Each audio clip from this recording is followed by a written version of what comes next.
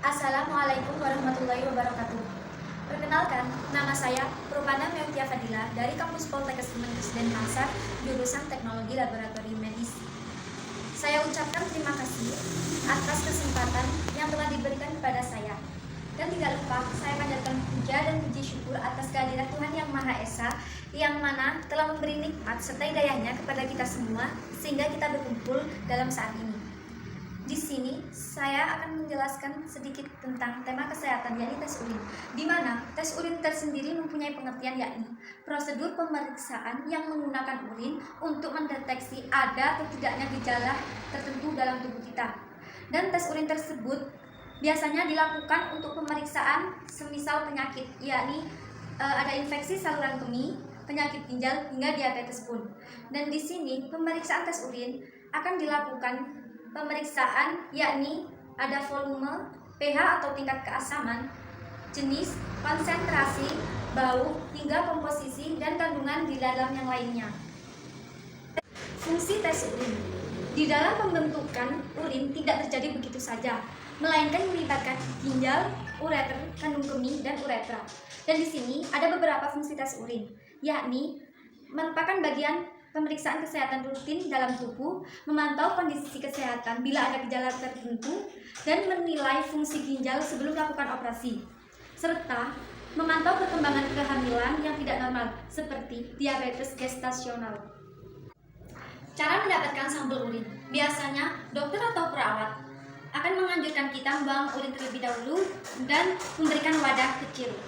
Kemudian, caranya yaitu buanglah urin ke toilet dan usahakan kita mendapatkan pancaran pertama dari aliran urin kita tersebut. Kemudian dekatkan wadah pada sampel tersebut dan kemudian tuntaskan air kecil dan kumpulkan minimal 30-59 ml.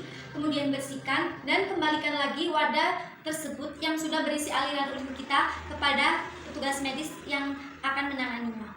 Tes urin, di mana biasanya akan diperiksa melalui cara-cara seperti pemeriksaan visual, pemeriksaan mikroskopis, dan tes dipstik atau tingkat keasaman atau pH. Pemeriksaan visual, yakni pemeriksaan pengamatan urin secara langsung, di mana seperti pemeriksaan tingkat warna, tingkat bau, dan volume urin. Jika dalam pemeriksaan visual ditemukan kencing yang berbusa atau berbau tidak sedap, berarti pasien tersebut mengalami gejala penyakit tertentu. Pemeriksaan mikroskopis, di mana pemeriksaan mikroskopis ini dibantu oleh alat, yakni mikroskop, yang akan menganalisis sedimen urin pada urin tersebut, yaitu air kencing yang zat kimianya tersisa dan dipusatkan pada dasar tabung. Kemudian, cairan yang ada dasar tabung buanglah sedikit demi sedikit, dan kemudian teteskan cairan yang tersisa pada dasar tabung tersebut ke dalam cover glass yang akan diperiksa secara lanjut oleh petugas medis.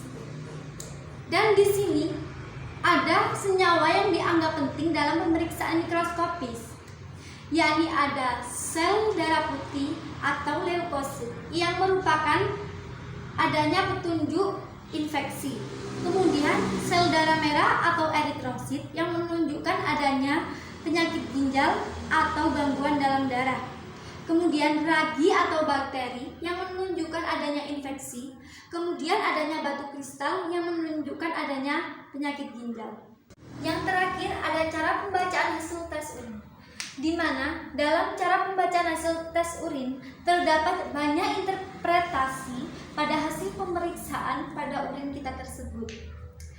Dan di sini akan dijelaskan oleh dokter sendiri yang akan menggunakan bahasa-bahasa yang mudah dimengerti oleh kita.